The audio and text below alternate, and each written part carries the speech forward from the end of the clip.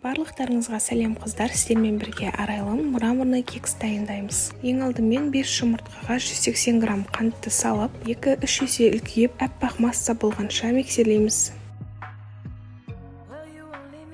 Бөлме температурасындағы немесе ерітілген сары майды саламыз. 200 грамм ұн мен қамыр қопсытқышын електен өткізіп салып, жақсылап араластырамыз. Дайын болған тестаны 2 бөлікке бөлеміз. Бір бөлігіне 1 қасық какао қосамыз.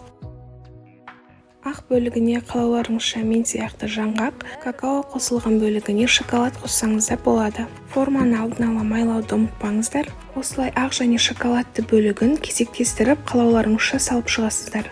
Осылай бетін тегістеп 180 градусқа 35-40 минутқа духовкаға жібереміз. Сонымен біздің кексіміз дайын. Жасап көріңіздер, ас болсын.